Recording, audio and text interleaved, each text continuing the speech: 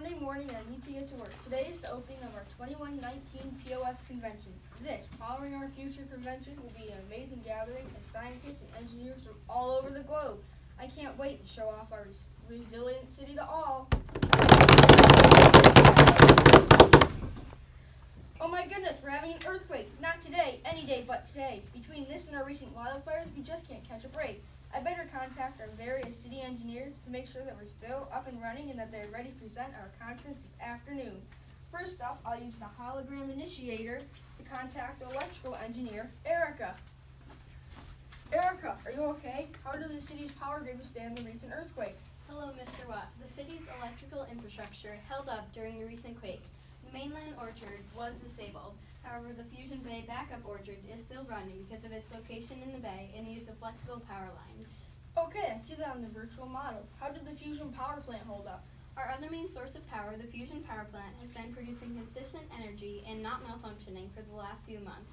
The plant successfully shut itself down during the recent earthquake. It's now prepared to be rebooted. Erica, could you give me a brief summary of your presentation that you've prepared for the conference this afternoon? Sure.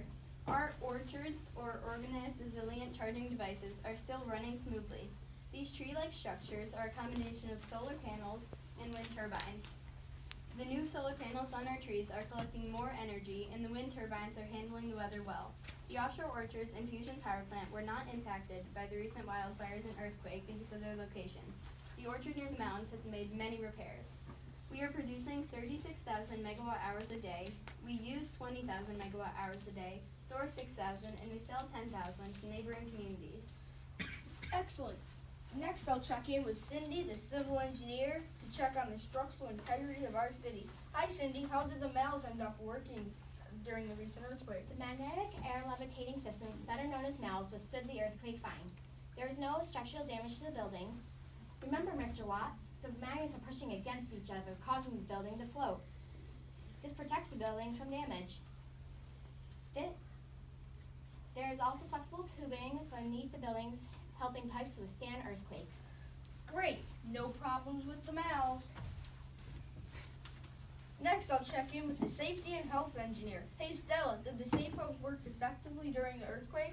Yes, they did. Our safe hubs, or Safety Way from Emergency, Health Unity Business Systems, were prepared for the emergency. Each safe hub consists of on-site health care, food, water, and a place to stay. Food is packaged as MREs, or meals ready to eat, and clean water is provided by the vertical water seers. Luckily, this time, we did not need to use the WCEs, or wildfire containment extinguishers. Remember last month during the wildfires, the WCEs were able to dampen the zones surrounding the safe hubs so that the power grid was still operational. The hospitals on our safe hubs have been restocked since the wildfires. Although we briefly lost connection with one of our orchards, power was still provided due to our stored power system. All of the hubs are interconnected through a communication system called WEBS, Wildfire Earthquake Broadcast System, that uses emergency radio broadcasts to update citizens in case of wildfires or earthquakes. Safe hubs. Excellent. Now I need to check in with Natalie, our nuclear fusion engineer, to see if the fusion reactor rebooted properly. Yes, the fusion reactor is back on the grid. The MAL system that supported the reactor was successful. Nuclear fusion works by fusing hydrogen isotopes together and releases heat energy that goes to storage tanks throughout the city. The reactor is up to 40,000 megawatt hours per day, but separate from our cities. So the reactor is back on the grid. Now I need to check in with the zoning director, Zofia. The industrial zones are separated from the residential zones because although our orchards are safe, they ruin the view from the residents' homes. Our fusion power plant is safe for only workers and trained professionals. They are buffered from the residential zones with commercial zones. Our main industry, Solaris Ventum, is continuing to create, manage, and repair the orchard trees. They are strategically placed on opposite ends of the city to improve resiliency. If one shuts down, we have another to rely on in an emergency. This is our building, Solaris Ventum. Our main industry, Solaris Ventum, is continuing to create, the commercial buildings that buffer the industrial and residential sections are still running with full power because of our backup system. The residential zones all have power because of the stored batteries in the battery systems in the safe hubs. The only problem is that our residents are still complaining about the lack of beachfront properties, but I explained to them that it was a trade-off so they could have power on the beach. The multi-use walking and bike paths are clean of debris and garbage. The energy-collecting walking pads store fusion footstep energy from each footstep. The energy conversion system is working brightly, as you can see from the lighted city zones. Good to go. Now I need to speak with the Public Works Director, Patty. The water, sewer, roads, and communication systems are fine. All residents have fresh water available. The desalination system was not affected by the earthquake, and the water sewers are working. The sewer system was not affected because of flexible piping. There is no damage to the elevated Hyperloop system. I have touched base with police, firemen, and EMTs, and everything is great. We should be fully prepared from our recent wildfires, and there's no impending threat of another in or around our city. Our firebots are fully charged and functioning, and and the communication system is working fine, as you can see, because I'm a hologram. And I just heard the commercial about Orchard. You know, ORCHARD, making power for you and me. Public Works is all clear. Yes, we have resilient energy.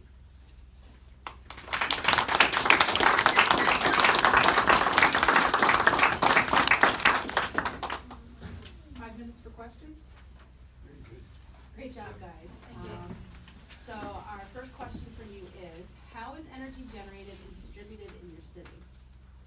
Well, energy is mainly generated by the offshore orchard, the mainland orchard, and the fusion reactor.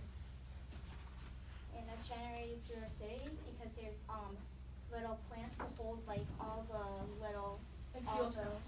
fuel cells to hold the energy that we make. So then that can be sent to the houses. And then we also have the fusion footsteps that residents can wear, and it makes energy every time they walk and take a step. Thank you. Was there anything about engineering that surprised you? A lot of it was how much you had to test and retest what your designs. It didn't just come on the first try. Want me to go first? Or you It wanna doesn't go? matter. What foods do your residents eat and where do the foods come from? So our residents eat like all foods, and they all have, mostly all of our buildings have green spaces or gardens, rooftop gardens. And then there's also a farmer's market where they can go in and buy food. And we also have aquaponics where where it's fish and the plants in the same area, so the fish can fertilize the plants, and then the fish can eat some plants to help them live. What was the most difficult challenge while building your model? Probably like putting down the board and taping the lights on and the slides, because the slides were hard.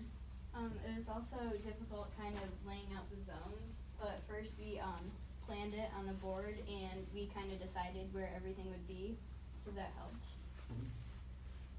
So you did a plan and then you built the model from the plan?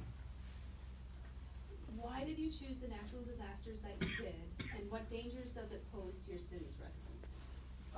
Natural disasters we chose were earthquake, which is that. No, it's that. And then we have wildfires in our area, since we're in California. We're San Francisco and Oakland. So, and the earthquakes can they can affect, because some buildings could fall, but we have our mals that can help that building stay up. And the mals, you can see from they're located beneath all of the city buildings. We glued them down. Great, thank you. I was gonna ask you about your environment, and you guys kind of played the roles of the city officials, but why is it important having a clean environment to your residents and to the officials? So, because if there was like air pollution, our residents could get sick. So it's good that there's none, or not that much, because it's all. We have have clean energy, so there's very minimal air pollution, even none. And water pollution, we also don't want our residents to get sick. It's important to our city. And with our water pollution, it could kill some animals in our marine sanctuary. Do you see any drawbacks being right next to the ocean? I know if there's earthquakes that can have impacts with waves and you're right there, so. Our city, I mean, it's good to be on the ocean. There aren't many drawbacks. Like we can get freight shipments, food, everything coming in through the bay. And we can have offshore orchards. How are children and adults educated? in your city? We have schools in our residential zones around our neighborhoods, and we also have an engineering school, because We also- engineering is a main part. And we also have an academy. And we have internships in like Solaris Bentham that they can take and learn more. So what are some of the risks or trade-offs of your innovative power grid? Well, like we said, the orchards take up space too, and our residents complained about not having that much front property, but it was nice because with the orchards there, it still had lighted beachfront is what we told them. Yeah.